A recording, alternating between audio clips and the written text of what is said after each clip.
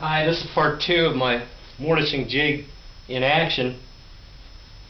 I was saying that you want to cut some floating tenon stock in your table saw or bandsaw. I take a 1/4 inch drill bit and space my fence from my saw blade at my table saw. I don't make it too tight. Make sure I'm on the outside tooth, one of the teeth leaning toward the blade.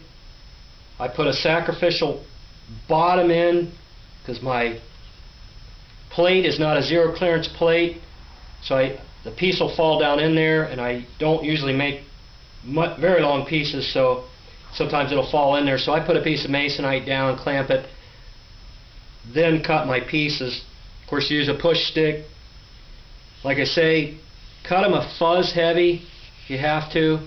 Once you've made one that's just right for a 1/4 inch bit, save a scrap. You can always go back and set your fence. That's what I do now. Then you can disc sand the piece down to perfect fit. Touch it against a disc sander or against a bench top belt sander and get your pieces right on the money. I have a little jig that holds it at 45 like this. It's like a bench hook with a 45 groove in it. I set it in there, use a block plane to round my corners. That's how you get the rounded stock. It's a good fit. This piece is a good snug fit.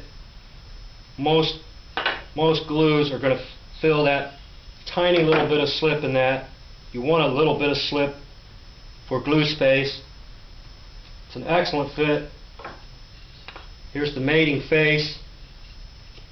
Of course, when you keep your faces the same against your jig, you're always going to match, even if you have stock of different thicknesses. As you can see, the back is as perfect as the front on this stock. It's a good system. It works fantastic. I use a center line to set the whole thing up. Lay out your mortises and put them on the center line. If your pieces are long, if you have long stock like this, it can run wild and you can clamp out here. You may want to modify the jig to give you more clamping options. You could screw a piece of material coming out a little bit to give you additional clamping room. It's a good jig. It works really well. It's very safe. Thanks.